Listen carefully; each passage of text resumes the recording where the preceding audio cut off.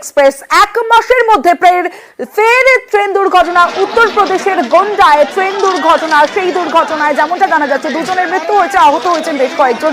ডিব্রুগড় এক্সপ্রেসের 5 থেকে 6টি কামরা লাইনচ্যুত এবং রেল মন্ত্রীর জন্মদিনেই রেল দুর্ঘটনা। ট্রেন দুর্ঘটনায় দুজনের মৃত্যু জানালো রেল। চণ্ডীগড় থেকে ডিব্রুগড় মুখী ট্রেনে দুর্ঘটনা। আজ দুপুর 2:37 দুর্ঘটনা ঘটে। গত মাসে কাঞ্চনজঙ্ঘা এক্সপ্রেসে দুর্ঘটনা, 17ই জুন কাঞ্চনজঙ্ঘা এক্সপ্রেসে দুর্ঘটনা এবং 18ই জুলাই আজ এক মাসের মধ্যেই ফের ট্রেন দুর্ঘটনা। এবার গ্রাফিক্যালি একবার দেখে নেব যে এই বছরের দুর্ঘটনা। গত 8ই জুন 2023 কুনুর তামিলনাড়ু 4 কামরা ট্রেনের শেষ কোচ লাইনচ্যুত হয়। 8ই জুন 2023 কুনুর তামিলনাড়ু নীলগিরি মাউন্টেন রেলের উটি মেট্রো এবং সেখানে দুর্ঘটনা। চেন্নাইয়ের বাসিন ব্রিজ স্টেশনের কাছে রাত 2:30 ঘটনা। 9 জুন চেন্নাইয়ে নজরে ট্রেন দুর্ঘটনা। এক নজরে দেখে নিচ্ছি বিজয়ওয়াড়া চেন্নাই সেন্ট্রাল জনশতাব্দী এক্সপ্রেস লাইনচ্যুত হয় 9 জুন 2023 চেন্নাই। 11 জুন 2023 চেন্নাইয়ে বাসিন ব্রিজ স্টেশনে লোকাল ট্রেনের শেষ কামরায় আগুন লাগার ঘটনা ঘটে।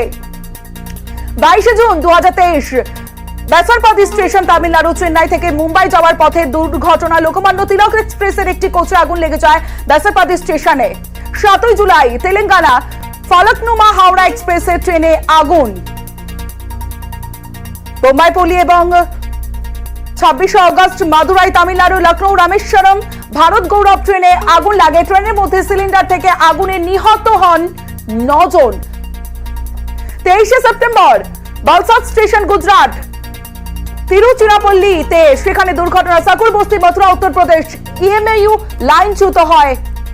11ই অক্টোবর 2023 রঘুনাথপুর বক্সার বিহার আনন্দ বিহার টার্মিনাল কামাখ্যার যে দুর্ঘটনা। ভিজিয়ানা গ্রাম অন্ধ্রপ্রদেশ। এবার 2024 কালারঝড়িয়া ঝাড়খণ্ড ট্রেনের ধাক্কায় মৃত 2 জন, আহত হন। 15ই জুন তেলেঙ্গানা হজরত নিজামুদ্দিন এক্সপ্রেসে আপার বাদ থেকে পড়ে যাত্রীর মৃত্যু হয়। 17ই জুন রাঙাপানি শিলিগুড়ি এক লাইনে 2 ট্রেন দুর্ঘটনা হয় এবং এক মাসের মধ্যেই এনজেপি থেকে শিয়ালদামুখী কাঞ্চনজঙ্ঘা এক্সপ্রেসে পিছন থেকে ধাক্কা মালগাড়ির রাঙাপানি শিলিগুড়িতে বেশ কয়েকজনের মৃত্যু হয় 17ই জুন এবং এক মাসের মধ্যেই দুর্ঘটনা।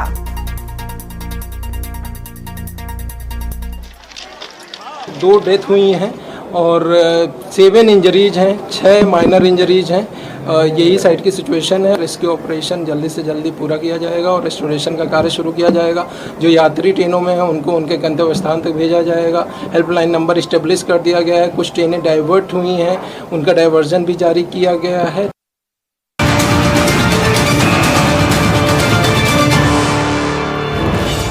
ট্রেন দুর্ঘটনার এই ট্রেন দুর্ঘটনায় ফের নাশকতার তত্ত্ব রেলের। দুর্ঘটনার আগে বিস্ফোরণের শব্দ শোনেন লোকো পাইলট। করমণ্ডলের দুর্ঘটনাতেও আপনাদের মনে করিয়ে দেব, করমণ্ডল এক্সপ্রেসে যে দুর্ঘটনা সেই দুর্ঘটনাতেও নাশকতার তত্ত্ব রেলের।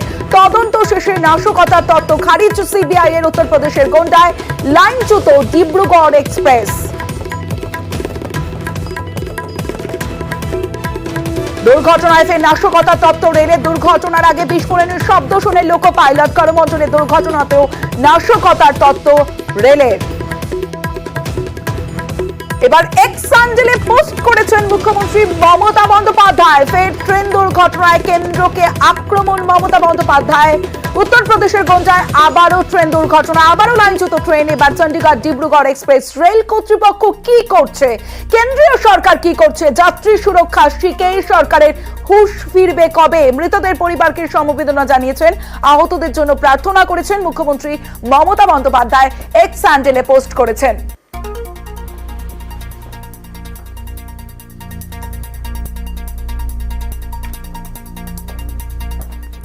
এবার যে খবরের দিকে নজর রাখবো, 4 দিনের দিল্লি সফরে মমতা বন্দ্যোপাধ্যায়। 25 জুলাই দিল্লি যাচ্ছেন মুখ্যমন্ত্রী মমতা বন্দ্যোপাধ্যায়। আরো একবার জানিয়ে রাখি, 4 দিনের দিল্লি সফরে মমতা বন্দ্যোপাধ্যায়। এনডিএ সরকারের বিরুদ্ধে একজোট ইন্ডিয়া, বাজেট অধিবেশন চলাকালীন কৌশল বৈঠক। 4 দিনের দিল্লি সফরে মমতা বন্দ্যোপাধ্যায়।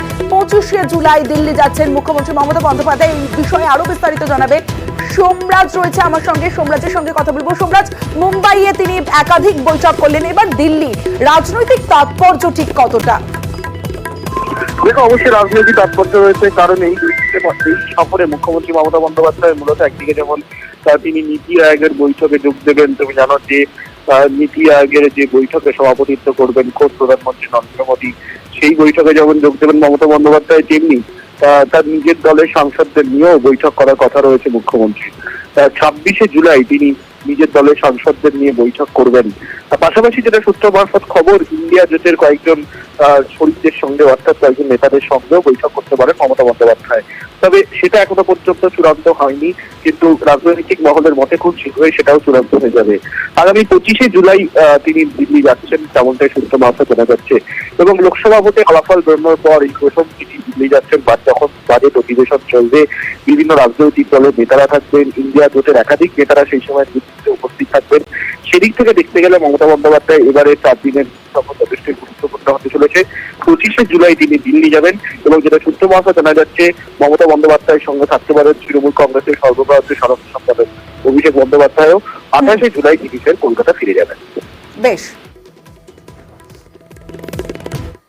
এবার আগরপাড়ার দিকে নজর রাখবো। যে ছবি আপনারা দেখছেন, আগরপাড়ায় চাকরির নামে প্রতারণায় রীতিমতো তুলকালাম পরিস্থিতি। আগরপাড়ায় অভিযুক্তকে বেধড়ক মারধর, পুলিশের থেকে অভিযুক্তদের ছিনিয়ে নেওয়ার চেষ্টা। পানিহাটি পুরসভার 26 নম্বর ওয়ার্ডে ব্যাপক উত্তেজনা, চাকরির নামে প্রতারণায় তুলকালাম পরিস্থিতি সৃষ্টি হয়েছে। আগরপাড়ায় অভিযুক্তদের গণপিটুনি প্রতারিতদের।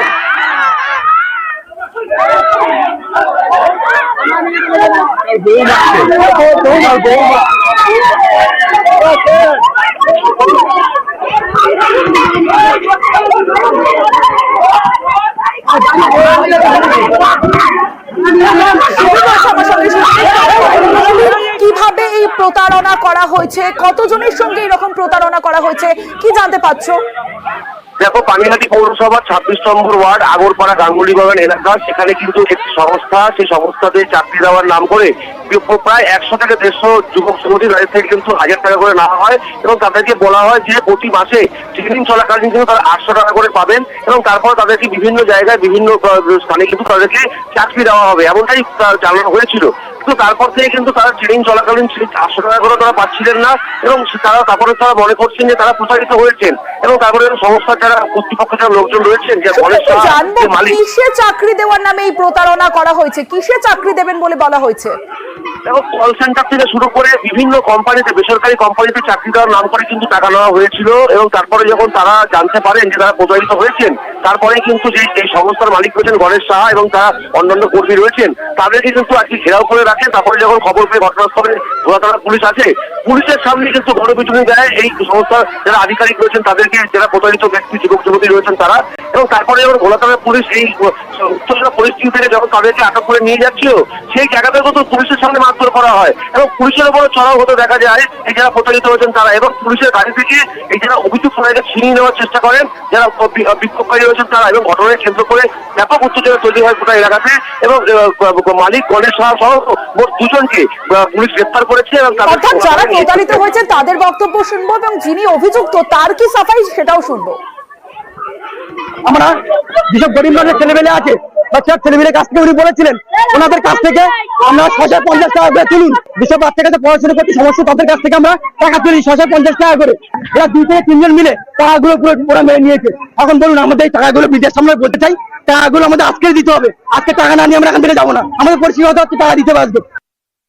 এরা যারা বলছেন তারা মার্কেট থেকে ক্যাশ টাকা কিছু শ্রেণীর মানুষ, আমি এটা বারে বারে প্রত্যেকের অ্যাকাউন্টে মেল পাঠিয়েছি যে আপনারা ক্যাশ টাকা তুলবেন না, যা তুলবেন অ্যাকাউন্টে টাকা তুলবেন এবং অ্যাকাউন্টে থাকলে স্টেটমেন্ট তুলবে।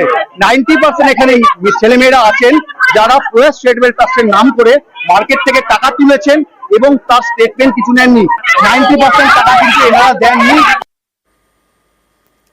আগরপাড়া থেকে এবার দীঘায় চলে যাব। দীঘার দিকে নজর রাখবো, কারণ সেখানে অটো চালকরা পথ অবরোধ করে বিক্ষোভ দেখাচ্ছেন। কারণ অটো চালক ইঞ্জিন ভ্যান চালকদের রীতিমতো হাতাহাতি, বেআইনিভাবে ইঞ্জিন ভ্যান চালানোর অভিযোগ দীঘায়